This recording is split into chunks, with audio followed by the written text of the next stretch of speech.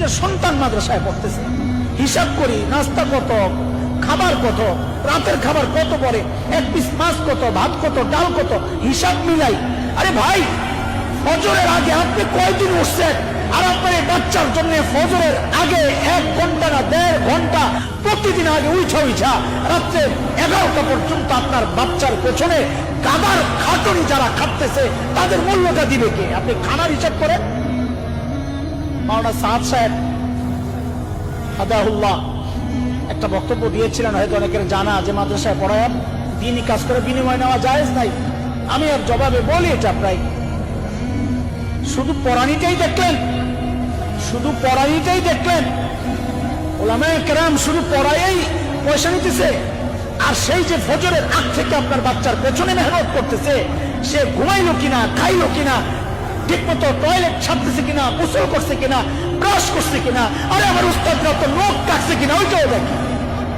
এগুলোর মূল্য নাই, আমরা শুধু পড়ায় টাকা নিতেছি। আল্লাহর ওয়াস্তে যদি উত্তম গার্ডিয়ান অভিভাবক হতে চান, যাকে আল্লাহ হাসরের মাঠে নূরের টুপি পরাবে না, কি কপাল আপনাদের। যদি চান যে আমার মাথায়ও মালিকের পক্ষের ওই পুরস্কার উঠুক, ভাই দিল থেকে মহাব্বত কইরা এই প্রতিষ্ঠানকে দিলের মধ্যে একটু জায়গা দিয়ে। আপনার পকেট দরকার নাই, আমার আপনার পকেটের দরকার নাই, দিলের মধ্যে একটু জায়গা দেন মাদ্রাসাকে, মাদ্রাসার উস্তাদদেরকে, মুহতামিম সাহেবকে, জিম্মাদারকে দিলে একটু জায়গা দেন। ইনশাআল্লাহ আখিরাতের জান্নাতে আল্লাহ আপনার জায়গার ব্যবস্থা করবেন, ইনশাআল্লাহ করবেন, ইনশাআল্লাহ। ছাত্র ভাই, তোমাদের উদ্দেশ্যে আমি আমার তোমাদের ভাই একজন, আমি বড় ভাই, আমরা বড়দের মুখে শুনেছি, এটা খুব বেশি বেশি শুনেছি, আল আদাব ক্বাবলা তালাব। এই মুহূর্তে এটা খুব বেশি প্রকট, এই জন্য একটা কথা বলে আমি বড়দের কাছে মাইক ছেড়ে দিব। আল আদাব ক্বাবলা তালাব। তোমরা ছোট মানুষ, অতটা বুঝবা না। ইলম অর্জন করার আগে আমার আর তোমার প্রথম শর্ত হচ্ছে আদাব। আদাব উঠে গেছে, এখন আদব উঠে গেছে। গত 3 দিন আগে আমার মাদ্রাসায় ছুটি ছিল, ছাত্রদের উদ্দেশ্যে কথাটা বলেছি যে হায় কোন দিন গেল যে আমার উস্তাদ হযরতুল আল্লাহ হাফেজ কারি আব্দুল হক দামাত বরাকাতুহুল আলিয়া হযরত চিনে থাকবেন, হাজী সাহেব হুজুর হাফেজ তাজুল ইসলাম সাহেব হুজুর আরজাওয়াত মাদ্রাসা। তাকাইলে আমরা এতটা ভয় পাইছি যে একদিন আসরের নামাজের আগে হেফজখানায় একটু ঢিলে ঢালার সময়টা হলো আসরের নামাজের আগে দিয়া। তো 2 জন পাশাপাশি বসে বসে কথা বলতেছি, মাদ্রাসার পাশ দিয়ে রাস্তা ছিল তখন আরজাওয়াদের হেফজখানায় 88 কথা বলতেছি। ওই রাস্তা থেকে জানালা দিয়ে হুজুর শুধু তাকাইছে, আমি সাথে সাথে পেশাব করে দিচ্ছি, সাথে সাথে পেশাব করে দিচ্ছি। কি ভয় পাইছি ওস্তাদ। আর এখনো ওস্তাদের কি মহব্বত আর আজমত দিলের মধ্যে লালন করি। শ্রদ্ধার কোন জায়গায় যে আমাদের ওস্তাদদেরকে আমরা রাখি। আরে শুধু ওস্তাদদেরকে না, ওস্তাদদের মতো দেখতে দেখা যায় চেহারা, দাড়িগুলো ওস্তাদের মতো লাল হয়ে গেছে, বয়স ওস্তাদের মতো, তাদের সামনে তো নিজেদেরকে ঝুঁকায়া দিই। কারণ জানি ইলম, আল্লাহ তাআলা হাদিসে অনেক জায়গায় ইলমকে পানির সাথে তুলনা করা হয়েছে, পানির সাথে। কারণ কি, আমাদের বড়দের মুখ থেকে শুনেছি 2টা কারণ। এক হচ্ছে ভাষা, ভাষা পানি থেকে মানুষ উপকৃত হয় না, ওটার মধ্যে ময়লা থাকে, ময়লা। ঠিক ইলম যদি ভাষা ভাষা হয়, তার থেকে মানুষ উপকৃত হয় না, ফিতনা হয়। আরেকটা হচ্ছে ইলম, পানি সবসময় ঢালের দিকে যায়, নিচুর দিকে যায়। এটা পানির গুণ, সবসময় ঢালের দিকে যায়। ঠিক ইলম তো আল্লাহ তাআলা তাকেই দিবেন যার মধ্যে বিনয় আছে, যে নিজেকে নত করে দেয়, ইলম তো তার কাছেই যায়। ও ভাই, যতদিন পর্যন্ত ওস্তাদের মহব্বত, ছাত্রদেরকে বলতেছি, যতদিন পর্যন্ত ওস্তাদের মহব্বত দিলের মধ্যে লালন না করবা, ইলম ঢুকবে না। খোদার কসম, সর্বোচ্চ সম্মান দিলের মধ্যে যদি লালন না করো, ঢুকবে না। দোয়া নেওয়ার ভান করো, ভান। ভান কি? ওই যে টুপিটা ময়লা, কথার কথা, তুমি জানো তোমাকে দিবে না, ছোট মানুষ, যা বলো না হুজুর টুপিটা ধুয়ে দিবেন না। আহা, এই কথার যে কত দাম এখন বুঝবা না। আমাদের মতো যখন একটু বুড়া হইতে থাকবা আর দেখবা কিছু মনে নাই, তখন বুঝবা যে হায়, ওই ছাত্র জমানায় যদি ওস্তাদদের আর একটু খেদমত করতে পারতাম। আফসোস করবা, কিন্তু টাইম শেষ হয়ে গেছে। একটু জুতাটা সোজা করে দিবা ওস্তাদদেরকে দেখলে, চোখে চোখে রাইখা কোনোদিন কথা বলবা না। একটা ধমক দিলে এখন বাচ্চারা তাকায় তাকে চোখ বড় বড় করে, কসম এলেম আসবে না। এলেম এত সস্তা জিনিস না, যাকে তাকে আল্লাহ এলেম দিবেন, গুনাহগারকে আল্লাহ এলেম দিবেনই না। বেয়াদব উস্তাদের সাথে যে বেয়াদবি করে, মাদ্রাসার লাইনে এর চেয়ে বড় গুনাহগার আর কে? ইমাম শাফিঈ রাহমাতুল্লাহ আলাইহির গল্প তোমরা শুনে থাকবা, আমরা আমাদের উস্তাদদের জবানে শুনেছি যে উস্তাদ ইমাম শাফিঈর উস্তাদের কাছে যায়া বলে, ওকে নাম হুজুর আমার তো পড়া মনে থাকে না। এই যে এখন গার্জিয়ানরা বলে হুজুর পড়া মনে থাকে না, বাচ্চা খালি ভুলে যায়।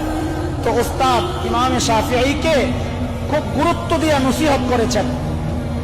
তো ইমাম শাফিঈ ওই কথাটাকে একটা কবিতা দিয়ে ব্যক্ত করেছেন, শাকাউতু ইলা ওয়াকিন সুআ হিফজি ফাআওসানি ইলা তারকিল মাসি ফাইন্নাল ইলমা নূরুম মিন ইলাহি ওয়া নূরুল্লাহি লা ইউতা লিআসি। আমি আমার উস্তাদের কাছে বলেছি হুজুর পড়া মনে থাকে না, তা আমার উস্তাদ আমাকে ওসিয়ত করেছেন গুনাহ ছেড়ে দাও, কারণ ইলম এটা আল্লাহর নূর। আল্লাহ তাআলা তার এই দামি জিনিস নাপাক জায়গায় রাখবেন না, দিবেন না গুনাহগারকে। এই জন্য ভাই আমার, আল্লাহর ওয়াস্তে উস্তাদের সাথে বেয়াদবি করবা না, বরং দোয়া করবা। প্রত্যেক নামাজের পর 5টা দোয়া ছাত্রদের জন্য জরুরি। কয়টা দোয়া ভাই? 5টা দোয়া। আমি ইচ্ছা করে লম্বা করতেছি যেন বড়দের কষ্ট না হয়। কথা যা আমাদের আমি সিলাই মিলাই যাই, বড়রা খালি তোমাদেরকে চেহারা দেখাবেন, এটাই তোমাদের জন্য কামিয়াবি। একটু দোয়ায় হাত উঠাবেন, এটাই আমাদের জন্য অনেক কিছু। কথা শোনা লাগবে না, দেখলি আমাদের জন্য অনেক লাভ। আলহামদুলিল্লাহ কো জানো কারা আসছেন না? জানো আমরা টের পাইতেছো না? আমরা জানি তারা কত বড় মানুষ,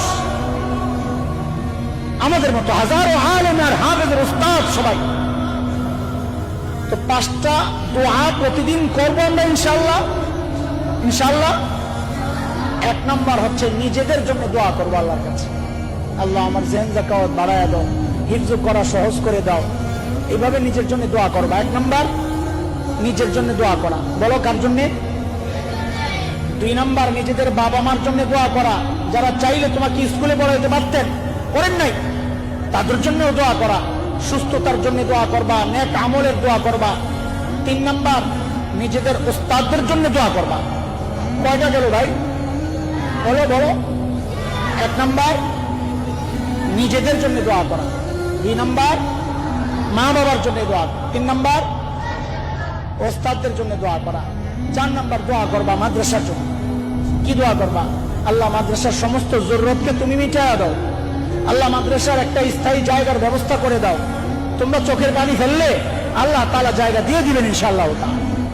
5 নম্বর দোয়া করবা মাদ্রাসার সাথে যারাই সংশ্লিষ্ট সম্পৃক্ত, অর্থ দিয়ে, সময় দিয়ে, শ্রম দিয়ে, ফিকির দিয়ে, পরামর্শ দিয়ে যারাই মাদ্রাসাকে সহযোগিতা করেন, আমাদের রানা ভাই সহ আরো যারা আছেন, যারা মাদ্রাসাকে মহব্বত করেন, সবার জন্য, মাদ্রাসার হিতাকাঙ্ক্ষী যারা, সবার জন্য দোয়া করবা। আল্লাহ প্রত্যেকের এই মেহনত আর এই কাজকে তুমি নাজাতের ওসিলা বানায়া দাও। এইভাবে দোয়া করবা ইনশাআল্লাহ। কয়টা দোয়া ভাই? কয়টা দোয়া? 5টা দোয়া। আর আমাদের এই সমস্ত বুজুর্গদের জন্য মাঝে মাঝে দোয়া করবা, আল্লাহ তাআলা যেন তাদের নেক হায়াত অনেক বেশি বাড়ায়া দেন। ওনারা চলে গেলে তো আমরা এতিম হয়ে যাবো রে ভাই, ওনারা চলে গেলে আমরা এতিম হয়ে যাব। ইমামে মুহাম্মদ ইবনে ইসমাঈল ইমামে বুখারী সম্পর্কে ওনার সময়ের এক মুহাদ্দিস বলেন, লাউ কুনতু আকদিরু আন আযীদা ফি উমরি মুহাম্মদ ইবনে ইসমাঈল লাফআলতু মিন উমরি, যে আমার যদি তৌফিক থাকতো, ক্ষমতা থাকতো, যে আমার বয়স থেকে মুহাম্মদ ইবনে ইসমাঈলের বয়সকে বাড়ায়া দিব, তা আমি দিয়ে দিতাম। লাফআলতু, আমি করতাম এটা। কেন? লিআন্না মাউতি মাউতু রাজুলিন ওয়াহিদ, আমি মারা গেলে একজন মানুষই মারা যাবে, আর ওয়া মাউতুহু যাহাবুল ইলম, আর ইমাম মুহাম্মদ ইবনে ইসমাঈল বুখারী যদি চলে যায় তো ইলম চলে যাবে। আরে ভাই, আমি আর তুমি মরলে একজন মানুষ মরবে, আর এই ব্যক্তিগুলো মারা গেলে এক একজন মারা যাবে, মানে এক একটা প্রতিষ্ঠান মারা যাবে, ইলমের বড় বড় জাহাজ মারা যাবে। এই জন্য এই সমস্ত বুজুর্গদের জন্য আল্লাহ তাআলা লম্বা নেক হায়াত দান করেন। জোরে বলো আমিন। আমিন। বেয়াদবি মাফ করে দেন হযরত, সবাই আমার উস্তাদ। আল্লাহ তাআলা যেন আমাকেও আপনাদের মতো কবুল করেন, আপনাদের পেছনে পেছনে চলার তৌফিক দান করেন। আমিন। ওয়া আখির দাওয়ানা।